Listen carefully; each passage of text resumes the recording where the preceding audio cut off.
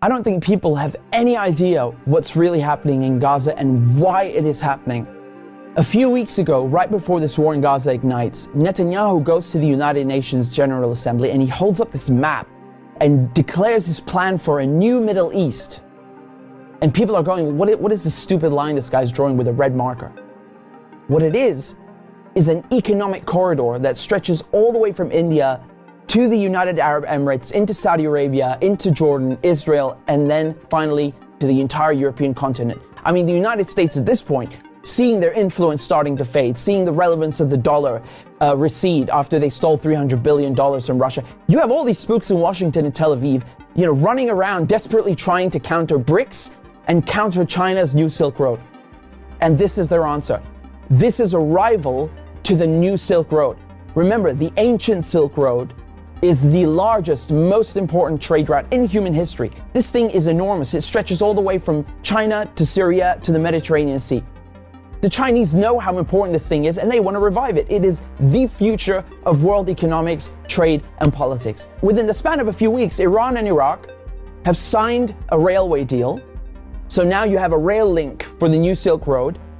And President Assad of Syria, who the West have been trying to isolate for over a decade, is now visiting China, the world's largest economy, and signing a strategic partnership. This is pivotal. So now the new Silk Road has rail access all the way to the Mediterranean Sea through Syria's port in Latakia. So not just land, but maritime trade. This is crucial. And as enormous and important as all of this is just one aspect. This is just one aspect. You still have the gas. How can we talk about the Middle East without talking about gas and oil?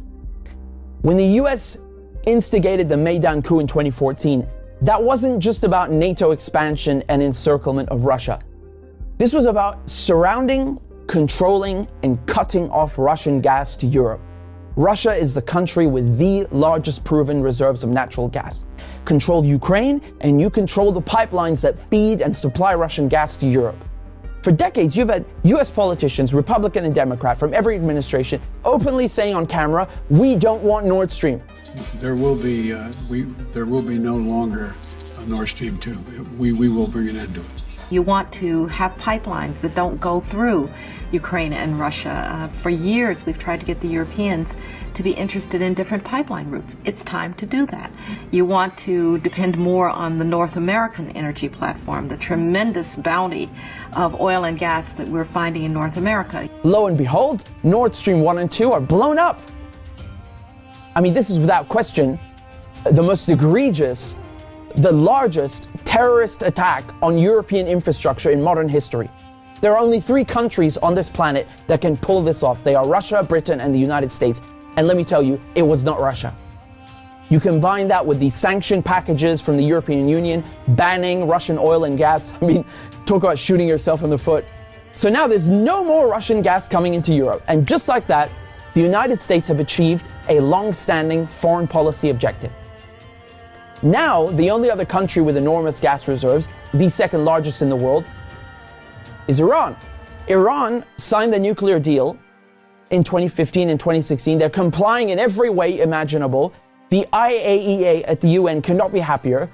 And then the United States, the guys who orchestrated the whole deal, go back on their word and they rip it up just like that and reimpose sanctions on Iran. So now Iran is barred from selling its oil and gas to Europe and others. So Russia and Iran, the 2 countries with the largest gas reserves, are out of the picture.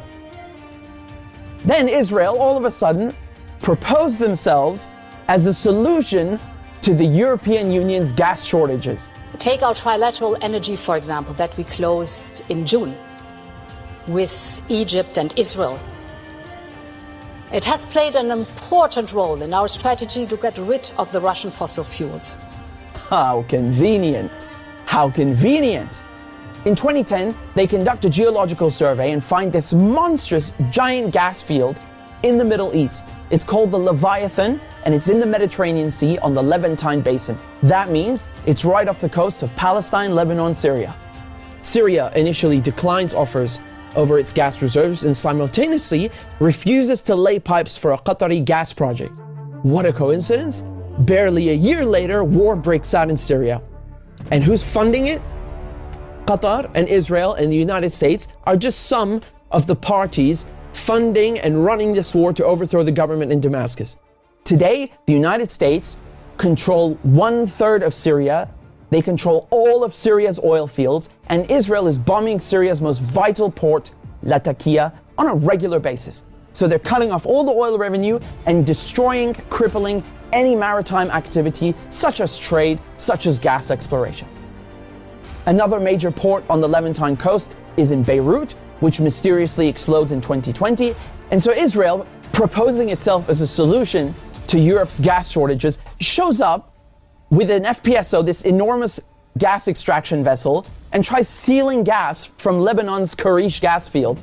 And, this reignites a huge maritime border dispute. And Israel has to go and beg the United States to solve this diplomatically, because Hezbollah said, if you steal 1 cubic inch of our gas, we will fire our missiles on your ship. Now we come to Gaza. Gaza also has its own unexplored gas field. Gaza is also a concentration camp run by the Israelis, and it's been under siege by Egypt and Israel under naval blockade since 2007. I mean, you can't even fish properly, let alone extract gas. And so now, the Lebanese, the Syrian, the Palestinian ports, they're all out of action, and the only working port left in the coast is the Israeli port on Haifa. I mean, how convenient. This makes Israel the only one able to explore gas and implement an economic corridor like the one that Netanyahu held up at the UN. So in other words, Israel and the United States together killed off all the competition, stole their goods, and cornered the market. But as winter is approaching, Israel desperately needs to get that gas for Europe. But there's no stability. There can never be stability in the region without solving the Palestinian question. And so when Netanyahu shows up at the UN with his brilliant plan, the Israelis thought, oh, it's a done deal. They'll just get Saudi Arabia to normalize ties and thereby extinguish the Palestinian issue once and for all. And that is precisely why they are in Gaza slaughtering Palestinians like crazy, like they're in berserker mode. Israel has bombed Gaza before, but this surpasses anything we've ever seen, which is truly saying something. I mean, this is unhinged, calling people human animals and massacring them. Israel is just hoping the Palestinians will run away in fear into the desert. They've literally said this. They want to put them in the desert.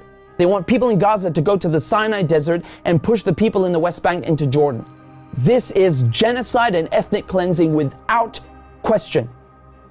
But it also has economic and geopolitical implications. Hamas and the collective resistance, when they found out about Israel's plan and Saudi Arabia's wishes to normalize ties with Israel, which would destroy any hope of a Palestinian state, this forced their hand. It became clear they needed to act and respond immediately, lest Palestine be lost forever. For Palestinians, this is and always has been a matter of life and death, to be or not to be.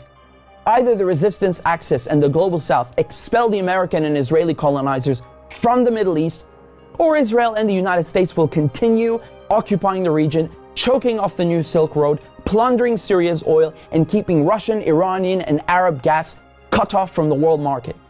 This is a decisive moment, and not just for Palestine, because the victors will end up drawing the new map of the world to come.